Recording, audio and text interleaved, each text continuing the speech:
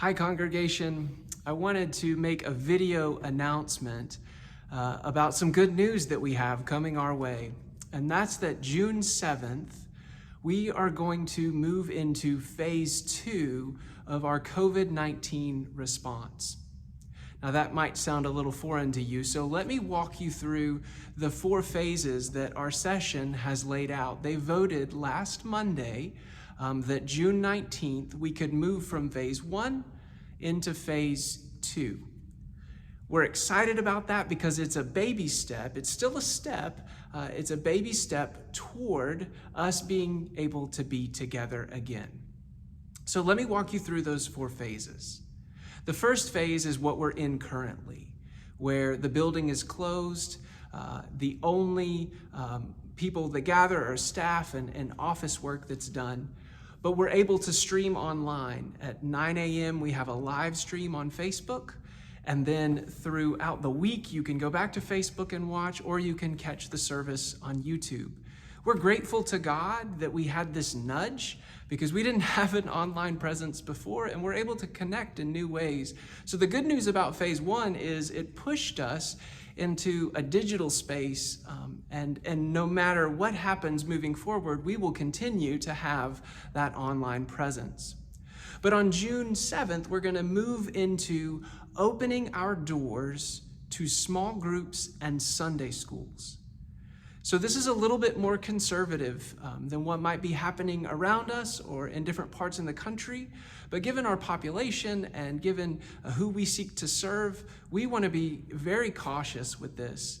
And we know that you all love each other, and when we can get together, we want to be able to hug, and we want to sing, and we want to be able to be together. And that can't happen for us as early as June 7th. And so we're opening the doors for Sunday school to meet, and we're opening for small groups.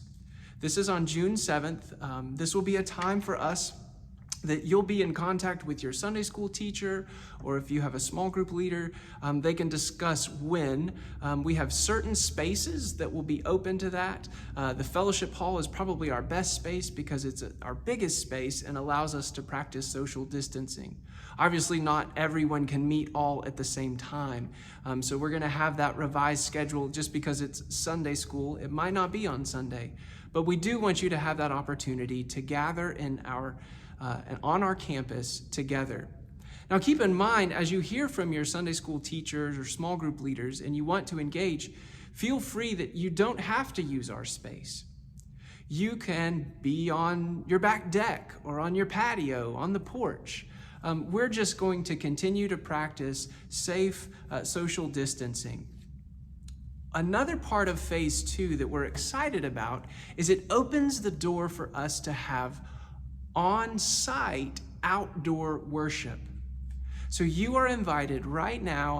I'm extending the invitation. June, the first Sunday in June, we will be on our own lawn having communion.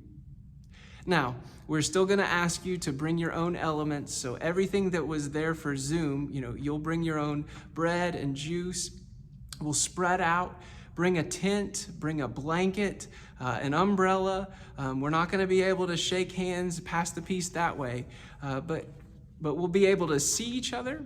And on the lawn that evening, so let me be very clear, worship on June 7th will still be online at 9 o'clock, and then the in-person communion will be on the lawn at 6 o'clock on that Sunday night, the first Sunday in June. That'll give us a chance to see each other and take a little bit of a step forward. There's a phase 3 that we're tentatively scheduling for July. Now we're watching this very closely. We want to be safe. But the hope would be that in July we would be able to gather again here in the sanctuary. We will have social distancing. We'll offer more than one service because our max in this space is about 90 people. So we want everybody to be able to have an opportunity to worship if they feel comfortable, Of course, we're encouraging you to wear a mask. We have found, as the studies that we've read, that singing is a big danger. It releases aerosols into the air.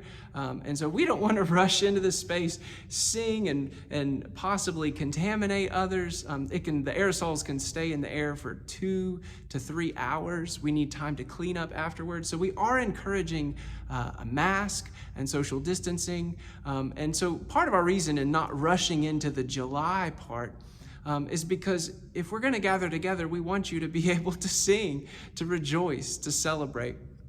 So that's phase 3. Again, there's no firm date on that. It would be a tentative date of the first Sunday in July. We'll let you know more as we get closer. But that would be phase 3. We would still be very careful about no crowds. We can't have childcare. So there's a lot for us to think about and process. And then, Lord willing, there'll be phase 4. And phase 4 is when restrictions are lifted and we can gather together freely. And to keep in mind, we'll still continue our online presence all the way into phase 4. The biggest thing that I want to share with you is to make sure that you remember the reason that we're doing this hasn't changed. We are a community that seeks to embody the love of Jesus Christ. And so the reason we're not gathering is not out of fear.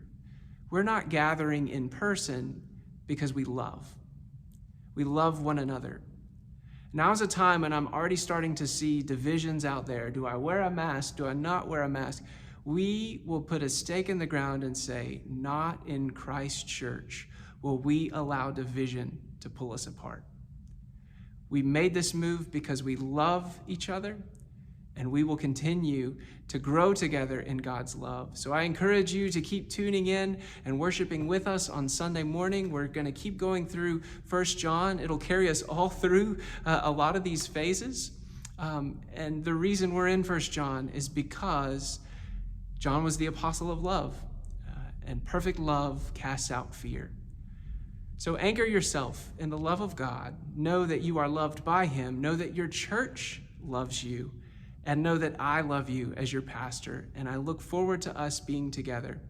But the big news is, June 7th, we're able to start to meet as Sunday school classes and small groups and have services on the lawn, starting with communion at 6 p.m. on Sunday, June 7th. I look forward to seeing you then.